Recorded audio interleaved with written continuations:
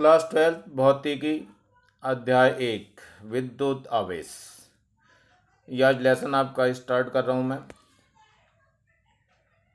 और इस लेसन में क्या कुछ दिया हुआ है सारा डिटेल से चलेगा।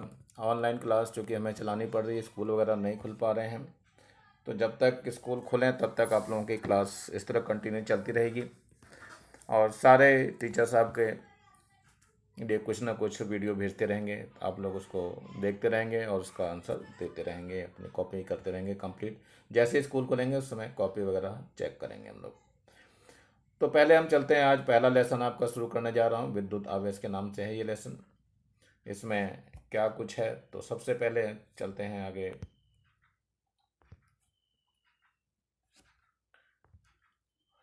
आवेश की उत्पत्ति का इलेक्ट्रॉनिक सिद्धांत क्या है, मतलब आवेश कैसे उत्पन्न हुआ है, इसके बारे में हम जानेंगे। तो थोड़ा सा चलते हैं। मान लिया हमारे पास दो वस्तुएं हैं, ये ए और बी। ये ए और बी लिख दे रहा हूं मैं, जैसे ए और बी। ये आपस में पूर्णतः उदासीन होते हैं, लेकिन जब एक दूसरे के संपर्क में रगड़ते हैं इसको, तो रगड़ने से क्या होता है, कुछ इलेक्ट्रॉन निकल करके ए वस्तु से बी वस्तु पे चले जाते हैं। तो जिस पे से इलेक्ट्रॉन निकल करके गए वहां पर इलेक्ट्रॉनों की कमी होगी और वो धन आवेशित हो जाती है, और जिस पर गए वहां इलेक्ट्रॉनों की अधिकता हो गई, वो ऋण आवेशित हो गए। तो मान लिया ये जो एन इलेक्ट्रॉन निकल करके गए थे, और यदि आवेश की मात्रा को हम क्यू से दिखाएं तो ये क्यू बराबर एन ई करके आवेश इतने कूलम इकट्ठा हो जाएगा आवेश। अब ये इस बात पे निर्भर करेगा कि अगर ये कम हुए हैं तो धनात्मक होगा, और अगर ये ज़्यादा हुए हैं तो ऋणात्मक हो जाएगा। जैसे ये वस्तु धनात्मक हुई और ये वाली वस्तु ऋणात्मक हो जाएगी। तो फॉर्मूला हमारा Q is equal to n E आ जाएगा। E जो है वो इलेक्ट्रॉनिक आवेश है, इसका मान जो होता है 1.6 इंटू 10⁻⁻19 कूलम होता है। ये आपको याद रखना पड़ेगा कि हाँ ये मान कितना है। यदि कहीं हम बोला जाता है कि हाँ इतना आवेश है तो उस पर कितने इलेक्ट्रॉन हैं, तो उसके बारे में हम और आसानी से चर्चा कर सकते हैं। जैसे कि फार्मूला हमारे पास है Q is equal to n e, तो n की वैल्यू हम आसानी से निकाल सकते हैं Q बटे E करके। Q का मान धर देंगे और E का मान भी हम रख देंगे। इस तरह के क्वेश्चन जो है बहुत जल्दी सिंपल से आते रहते हैं। फॉर एग्जांपल एक दे रहा हूँ, जैसे हीलियम है, हीलियम दिया जाता है, इसके नाभिक पे बोलते हैं कितना आवेश है।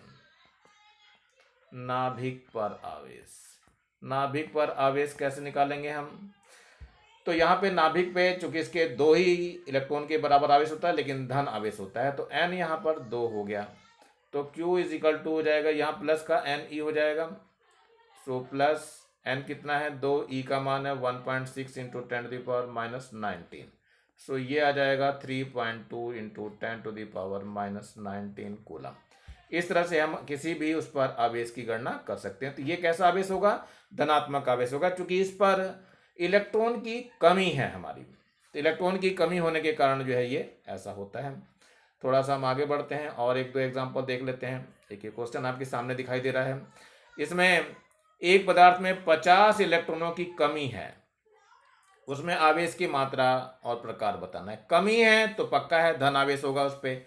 फॉर्मूला वही लगाना है, Q is equal to n e, n का मान 50 दिया हुआ है, E का मान हमें पता होता है 1.6 इंटू 10⁻⁻19, Q का मान निकालना है। तो n का मान 50 यहाँ रख दिया गया, ये n का मान यहाँ रख दिया गया, E का मान जो है आपका यहाँ से लिया गया है और इन दोनों को रख करके गुणा कर दी गई है, तो 8.0 इंटू 10⁻⁻18 कूलम आ जाएगा। इसमें क्या करा गया है, पावर माइनस की 19 है और यहाँ से एक जीरो है, जीरो इधर जब भेजा जाएगा तो ये एक प्लस हो जाएगा, तो -19 और +1 जो है ये माइनस का 18 हो जाता है। तो ये इसलिए 8 इंटू 10⁻⁻18 कूलम आया। पदार्थ में इलेक्ट्रॉन की कमी है, अतः आवेश धनात्मक होगा। यही आपका उत्तर है। इस तरह के क्वेश्चंस आएंगे, छुटपुट आएंगे, इसको आप लोग ढंग से करते रहेंगे। चलते हैं थोड़ा सा हम और आगे। आगे क्या है आपका, थोड़ा सा जानते हैं। इसमें आपका एक कूलम का नियम दिया हुआ है।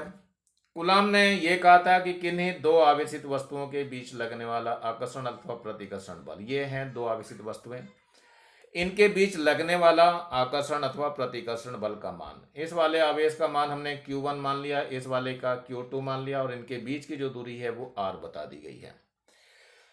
तो कूलम ने सबसे पहले ये एक नियम दिया था। ये नियम बिल्कुल सार्वत्रिक गुरुत्वाकर्षण जो न्यूटन का दिया हुआ है उसी नियम से मिलता जुलता है। इसने क्या कहा था कि किन्हीं दो आवेशों के बीच लगने वाला आकर्षण अथवा प्रतिकर्षण बल का मान उन आवेशों के परिमाण के गुणनफल के अनुक्रमानुपाती तथा उनके बीच की दूरी के वर्ग के व्युत्क्रमानुपाती होता है।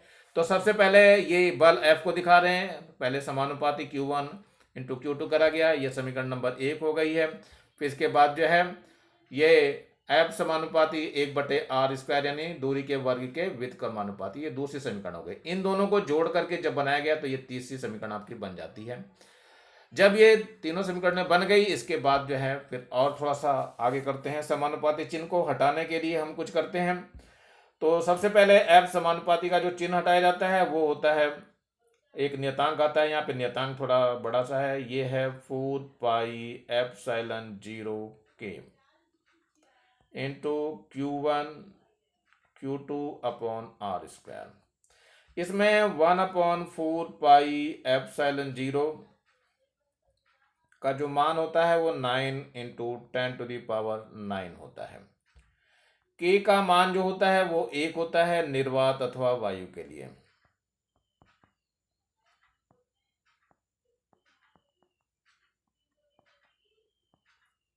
निर्वात अथवा वायु के लिए है ये, तो ये आपको याद रखना है। इसमें एक नया शब्द आपको आ रहा है ε0, ये जो दिखाई दे रहा है आपको ε0, ये आपके लिए नया शब्द है। इसमें निर्वात की विद्युतशीलता बोलते हैं, ε0 को निर्वात की विद्युतशीलता बोलते हैं और ये शब्द ε0 है।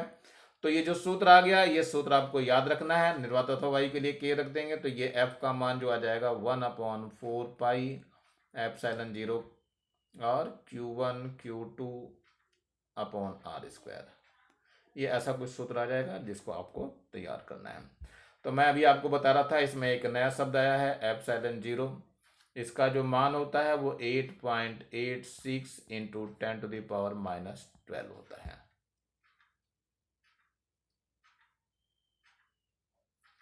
और इसको हम ε0 बोलते हैं, ε0।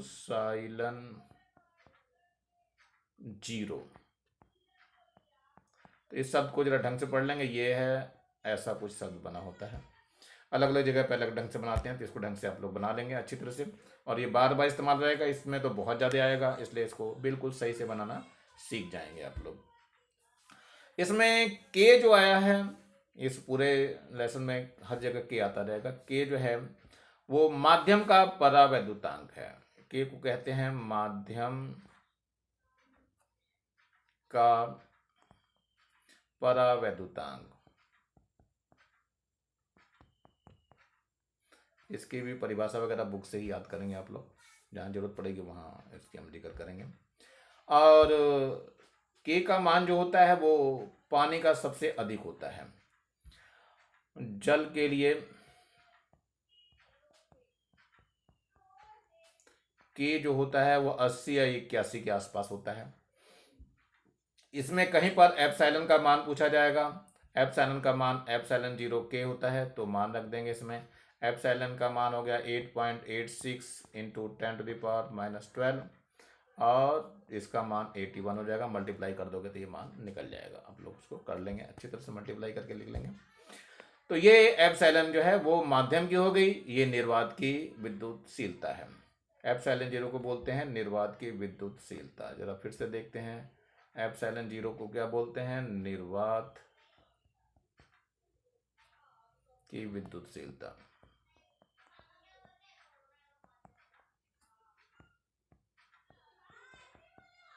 और इसके मान को भी याद करके रखना है आपको, बार बार आता रहेगा ये मान। अब चलते हैं, जो असली टॉपिक हमारा आ रहा है वो मेन है ये विद्युत क्षेत्र की तीव्रता। ये बहुत ज़्यादा है, हमारे इम्पोर्टेंट है। विद्युत क्षेत्र की तीव्रता क्या होती है? तो कहीं पर भी विद्युत क्षेत्र की तीव्रता नापने के लिए क्या करते हैं, उस जगह पे हम एक परीक्षण आवेश रख देते हैं। ये Q0 जो दिखाई दे रहा है इसको हम परीक्षण आवेश बोलते हैं।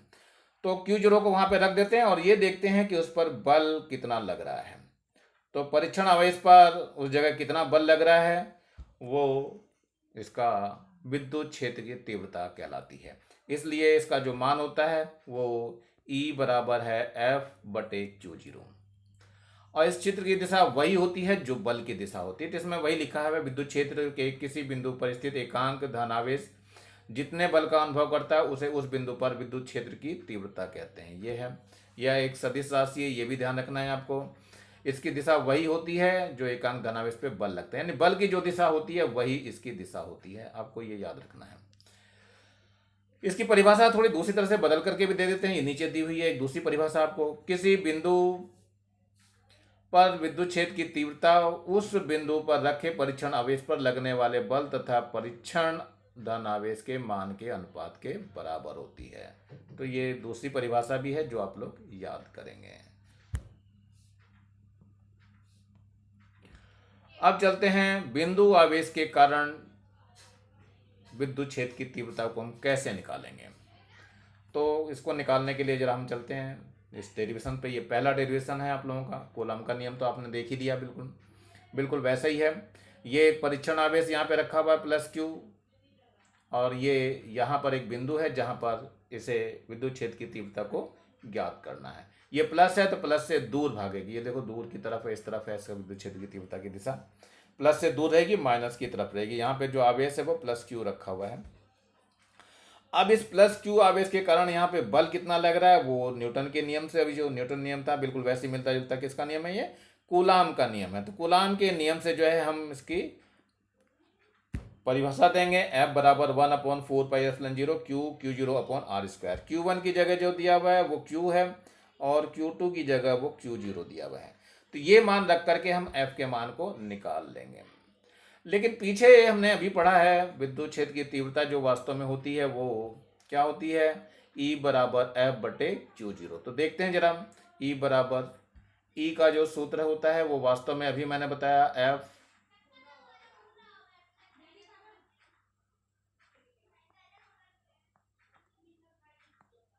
E बराबर है F/Q0।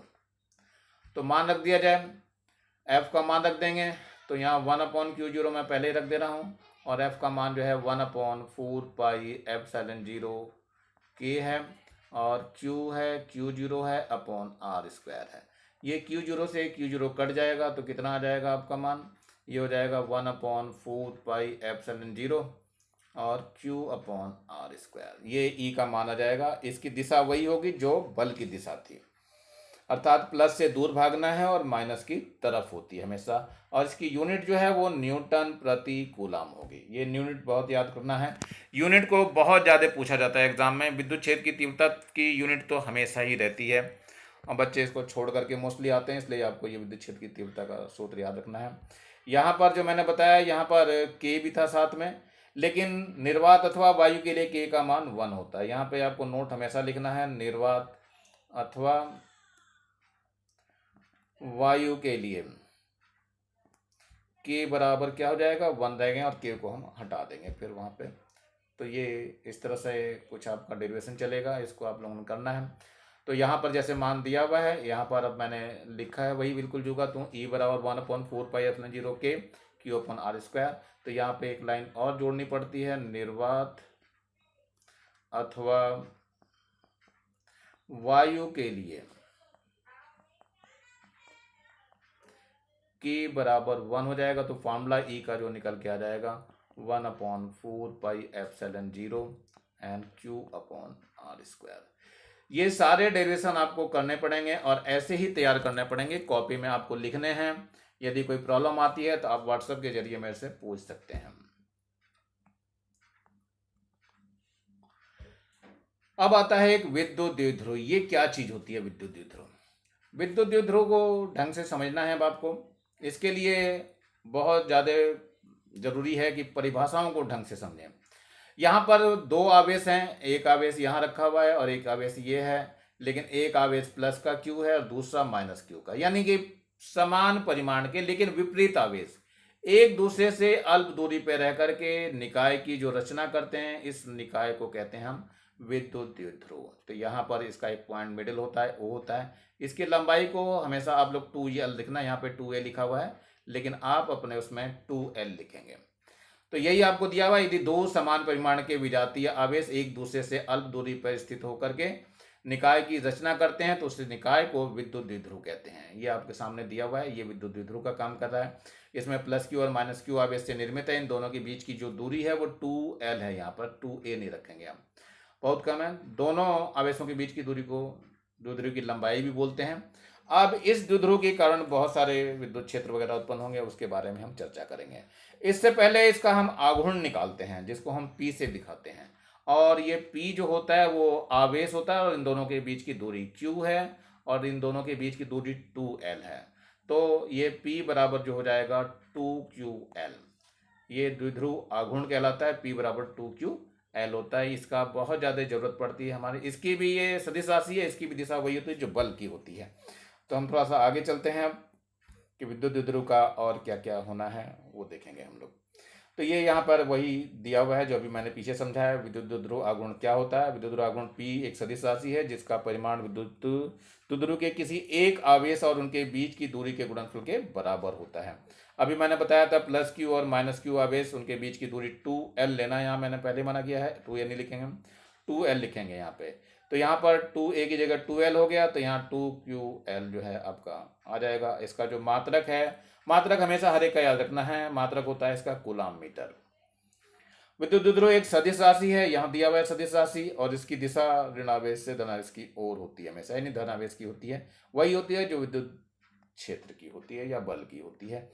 तो विद्युत द्विध्रुव आघूर्ण आपका क्लियर हो गया होगा। अब थोड़ा सा और इससे आगे चलना है, इनकी विद्युत क्षेत्र की तीव्रता विद्युत द्विध्रुव के कारण कैसे होती है।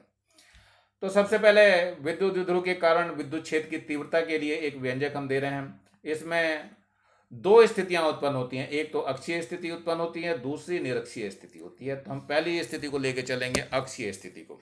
अक्षीय स्थिति में ये किस तरह से काम करना चालू होता है ये देखते हैं। तो अक्षीय स्थिति कैसे लेते हैं? ये आपके पास एक द्विध्रुव दिखाई दे रहा है रखा हुआ, ये है द्विध्रुव, ये इसमें ये प्लस क्यू रखा हुआ है और ये माइनस क्यू है। तो इसके बीच की दूरी 2L है, और ये पॉइंट O है जहाँ से इसकी दूरी ली गई है। ये बाहर एक बिंदु P है, इस जगह पे पॉइंट P है यहाँ पे, और ये जो सेंटर से ये जो दूरी है यहाँ से R ली गई है। तो यदि यहाँ से ये दूरी निकालेंगे तो ये हो जाएगा R माइनस L, और यदि हम यहाँ से जो दूरी लेंगे इसकी पूरी ये वाली दूरी, तो यहाँ से R प्लस L के रूप में आ जाएगी यहाँ तक की दूरी। तो P तक की दूरी दोनों के कारण जो है अलग अलग है। तो हमने यहाँ मान लिया जो एक विद्युत द्विध्रुव AB है, इसका नाम AB दे देंगे हम, और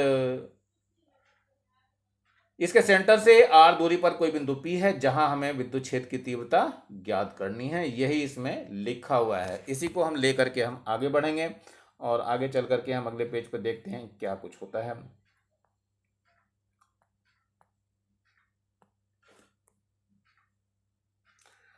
तो सबसे पहले हम ले रहे हैं प्लस क्यू आवेश के कारण विद्युत क्षेत्र की तीव्रता क्या होगी। प्लस क्यू आवेश के कारण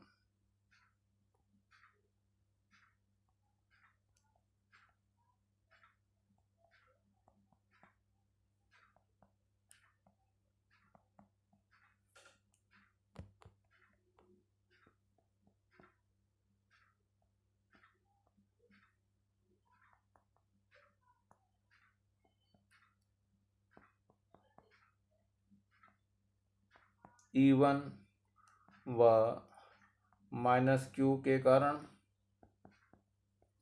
E2। चलिए देखते हैं कैसे होगा। इन दोनों का मान हमें निकालना है, कैसे होगा? तो हम पहले इसको लेते हैं। E1 जो निकाला वो है 1/4πε0 के n Q upon R minus L। ये दूरी कम थी, इसका स्क्वायर लेंगे। ऐसे ही E2 निकालेंगे तो E2 भी ऐसे ही आएगा 1/4πε0 के और Q upon R plus L का होल स्क्वायर हो जाएगा। लेकिन दोनों ही दिशाएं चूंकि वहां पे विपरीत हैं, इसलिए दोनों के दोनों ये माइनस हो जाएंगे। कैसे माइनस हो जाएगा? परिणामी विद्युत क्षेत्र की तीव्रता हम E पे निकालेंगे तो E बराबर हो जाएगा E1 माइनस E2। देखते हैं कैसे। E1 का मान रखिए 1/4πε0 के and Q upon R minus L का स्क्वायर है, एन माइनस 1/4πε0 के Q/R प्लस एल का स्क्वायर है। इसमें जो कांस्टेंट टर्म्स हैं वो तो सारी बाहर आ जाएंगी। 1/4πε0 के कॉमन आ जाएगा, Q भी कॉमन आ जाएगा आपका, तो बच क्या जाएगा 1/R माइनस एल का स्क्वायर बच जाएगा, माइनस 1/R प्लस एल का स्क्वायर बच जाएगा। ये ऐसा बच जाएगा। ये तो एस टी चलता रहेगा Q/4πε0 के। यहाँ पर हम एलसीएम ले लेंगे। एलसीएम लेंगे तो क्या हो जाएगा, ये R माइनस एल का स्क्वायर हो जाएगा और R प्लस एल का स्क्वायर हो जाएगा। ये यहाँ पहुँच जाएगा और ये इधर पहुँचेगा तो ये हो जाएगा R प्लस एल का square minus R minus L का स्क्वायर। चलिए अब आगे देखते हैं ये क्या हो जाएगा। ये R प्लस एल है और इसका स्क्वायर है, ए स्क्वायर माइनस बी स्क्वायर वाला फॉर्मूला लग जाएगा। अब देखते हैं कैसे लगता है। तो ये आ जाएगा Q/4πε0 के, और यहाँ जो आया था R plus L plus R minus L, और दूसरे में R plus L minus R plus L हो जाएगा, और नीचे जो था आपका R माइनस एल का स्क्वायर था और R प्लस एल का स्क्वायर था। यहाँ से L और L कैंसिल हो जाएंगे, यहाँ से R और R कैंसिल हो जाएंगे, तो ऊपर जो बच जाएगा वो बच जाएगा Q into 2R into 2L। नीचे जो बचेगा ये तो 4πε0 के है ये बचा हुआ, लेकिन ये R square minus L square का होल स्क्वायर हो जाएगा। यहाँ पर एक चीज़ और देखनी है आपको, वो ये है कि ये 1/4πε0 के है, और यहाँ 2QL बच जाएगा और साथ में यहाँ पे 2L और दिखाई दे रहा आपको। क्लियर होगा, ये 2L बच गया, 2R बचेगा, ये 2R बच जाएगा। ये आपका 2L है और ये Q है, तो ये 2QL एक जगह लिख दिया गया और 2R अलग कर दिया गया, और नीचे जो है वो R square minus L square का होल स्क्वायर, ये सेम रहेगा, इसमें कोई फर्क नहीं पड़ेगा। अब इसको हम दोबारा इसको आगे लेते हैं। एक चीज़ और बतानी है कि यहाँ पे R स्क्वायर 2QL की जगह P रख देंगे, बट यहाँ पे 2QL की जगह क्या कर दिया हमने, P रख दिया। सो E कितना निकल के आएगा, E इज इक्वल टू हो जाएगा 1/4πε0 के, और यहाँ P इंटू 2R, नीचे क्या हो गया R square minus L square का होल स्क्वायर। लेकिन R स्क्वायर का मान बहुत बड़ा होता है एल स्क्वायर की तुलना में। एल तो वैसे ही बहुत छोटा होता है, तो R is much greater than from L square, so L square is living. छोड़ देना है इसको, तो जैसे ही छोड़ देंगे वैसे ही क्या होगा कि यहाँ पे R स्क्वायर का होल स्क्वायर बन जाएगा, यानी R की पावर 4 बच जाएगा, यानी E इज इक्वल टू हो जाएगा 1/4πε0 के और P इंटू 2R, और यहाँ जो बच जाएगा R की घात 4 बच जाएगा। जब इससे हम इसको काटेंगे तो ये R की घात क्यूब बच जाएगी, यानी R की पावर 3 बच जाएगी। अब जरा इसको सही से करके लिख लेते हैं, तो हमारा जो फॉर्मूला आ गया वो E इसका टू हो गया 1/4πε0 के, और बच गया 2P/R³। निर्वात अथवा वायु के लिए सूत्र आ गया आपका। एक लाइन और जोड़नी होती है निर्वात अथवा वायु के लिए।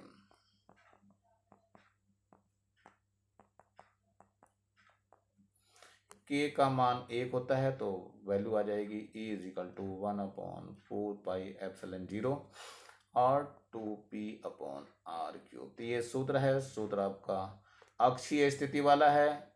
अक्षीय स्थिति या निरक्षीय स्थिति का जो है बहुत ज़्यादा क्वेश्चन पूछा जाता है आपसे, इसलिए बहुत ज़्यादा इंपॉर्टेंट है। इसको आप लोग अच्छे से तैयार करेंगे और अपनी कॉपी में यदि लिखना चालू करेंगे इसको तो बिल्कुल सही सही समझ में आएगा। बुक वगैरह में आपको अच्छे दिया हुआ है, आप लोग कोई सी बुक ले लेना, नवबोध की चाहे प्रबोध की, जो भी आपको अच्छी लगती हो। अब थोड़ा सा ये चलते हैं निरक्षीय स्थिति वाली बात करते हैं हम। कोई बिंदु जिस पर विद्युत क्षेत्र की तीव्रता ज्ञात करनी है, इसको हम क्या करना है। निरक्षीय स्थिति क्या होती है, निरक्षीय स्थिति को ढंग से जरा समझ लेंगे आप लोग भी। ये विद्युत द्विध्रुव है आपका दिया हुआ, इस विद्युत द्विध्रुव के ठीक लंबवत यहाँ पे कोई बिंदु P है जिसे हमें को निकालना है। अब क्या करेंगे, यहाँ से इसको मिला देंगे। ये जो दूरी है ये r दी हुई है, ये पूरी 2l होती है, ये दूरी है यहाँ पे 2l है, तो ये l हिस्सों में बढ़ जाएगी। ये l दूरी हो जाएगी यहाँ तक की, और इधर तक की भी दूरी l हो जाएगी आपका। और इसमें करना क्या है, आपको एक माइनस क्यू और एक प्लस क्यू आवेश लेना है। यहाँ पे प्लस क्यू है और ये माइनस क्यू आवेश है। तो इन्होंने यही कह रखा, यहाँ पर हमें विद्युत क्षेत्र की तीव्रता ज्ञात करनी है। ऊपर वाले पॉइंट पर कोई बिंदु जिस पर विद्युत क्षेत्र की तीव्रता ज्ञात करनी होती है द्विध्रुव अक्ष के लंबवर्धक या निरक्षीय रेखा पे स्थित होता है, तो उस बिंदु को चुंबकीय के सापेक्ष निरक्षीय स्थिति में कहा जाता है। अगर वहां पे पिछले में क्या था, अक्ष पे स्थित था, इसलिए अक्षीय स्थिति कहा गया था।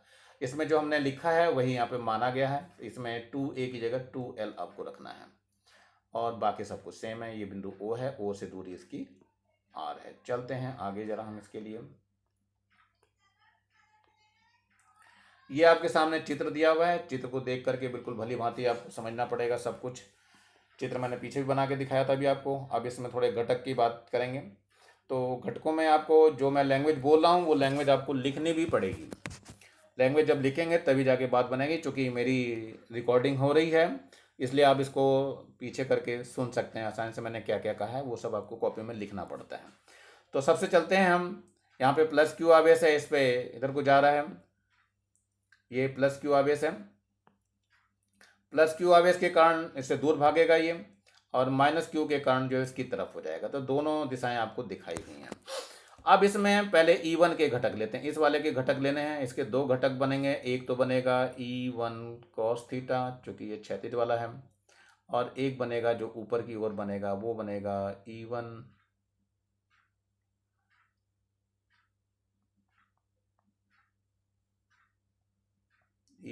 sin theta. ऐसे ही ये E2 है। E2 के भी दो घटक काम करेंगे। एक घटक इधर रहेगा जिसका नाम लेंगे हम E2 cos थीटा, और एक घटक इधर रहेगा जिसका नाम है वो E2 sin थीटा हो जाएगा। चूंकि E1 और E2 के मान परिमाण में बराबर हो जाएंगे, क्योंकि ये दूरी और ये दूरी बराबर है, तो E1 और E2 बराबर हो जाएंगे। ये E1 और E2 परिमाण में बराबर आएंगे, दिशा में अलग अलग रहेंगे। तो क्या होगा, इसके होने की वजह से ये जो ऊर्ध्वाधर ऊपर की ओर घटक जा रहा है और ऊर्ध्वाधर नीचे की घटक आ रहा है, यानी E1 sin थीटा और E2 sin थीटा एक दूसरे को कैंसिल कर देंगे।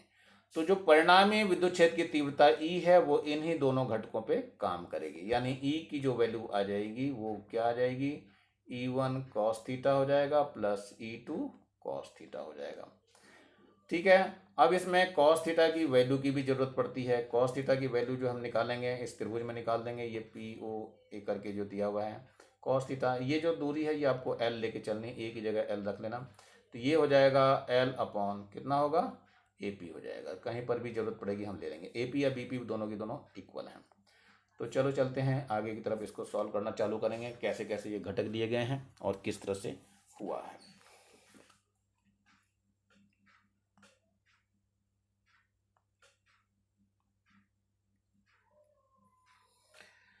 पहले हमें निकालना है प्लस क्यू आवेश के कारण E1 और फिर माइनस क्यू आवेश के कारण E2। चलिए देखते हैं क्या होता है।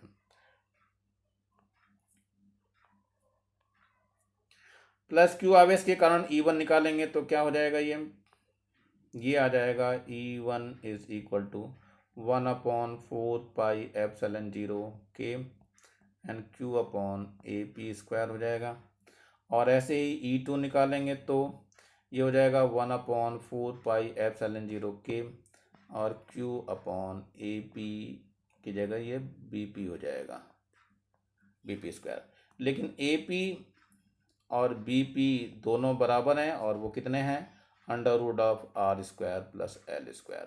ये पाइथागोरस थ्योरम से आएगा निकल करके। तो ये मान बराबर होने की वजह से E1 और E2 परिमाण में बराबर हो जाते हैं। तो इस परिमाण में बराबर होने की वजह से जो ऊर्ध्वाधर ऊपर की ओर घटक था और जो नीचे यानी E1 sin थीटा और E2 sin थीटा थे आपस में कैंसिल हो गए थे।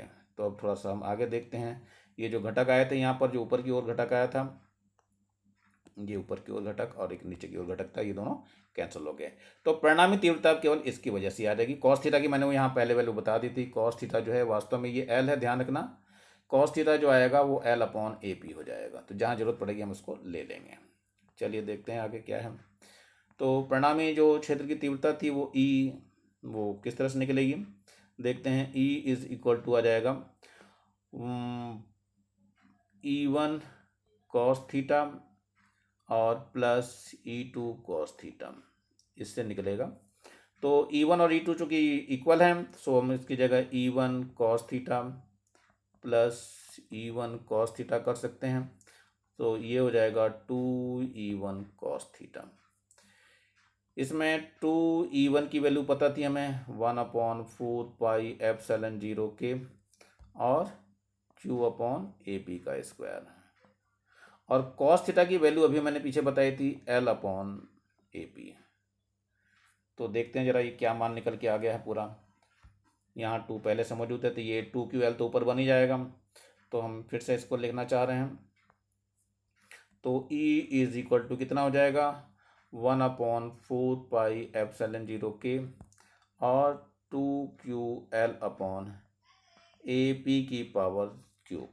लेकिन AP जो था वो अंडर रूट में था R² + L² के इक्वल, और ये जो राशि आपको दिखाई दे रही है ये वास्तव में P के इक्वल है। So we have to write, क्या हो जाएगा 1/4πε0K हो जाएगा, और ये 2P हो जाएगा 2P अपॉन इसकी जो वैल्यू है वो R² + L² का अंडर रूट है और इसके ऊपर है क्यूब। यहाँ पर भी जो है R² जो है वो much greater than from L² है, इसलिए इस L² को हम छोड़ देंगे। तो ये वास्तव में R की घात जो है वो 3/2 हो जाएगी। तो अब इसको हमें लिख करके दिखाना है R की घात 3/2 कैसे हुई है।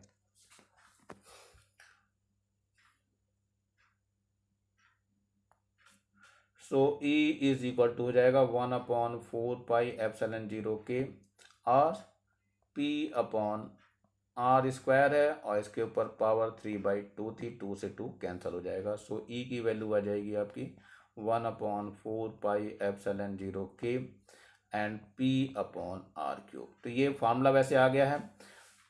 इसमें निर्वात अथवा वायु के लिए जरूर लिखना है। निर्वात अथवा वायु के लिए K का मान जो है वो 1 हो जाएगा। तो हम फिर से इसमें इसके मान को रख देंगे। तो ये हो जाएगा E is equal to 1/4πε0 into P/R³। ये आपका फार्मूला आ गया है। तो इस फार्मूले को आपको तैयार करना है, और ध्यान रखना ये आपकी कौन सी थी, ये निरक्षीय स्थिति है।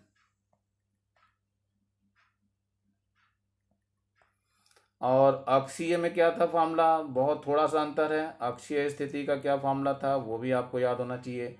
वो था E इज इक्वल टू 1/4πε0 और 2P/R³। तो बहुत थोड़ा सा अंतर है, केवल 2 का अंतर है। तो अक्षीय और निरक्षीय में एक दूसरे के ये दुगने होते हैं।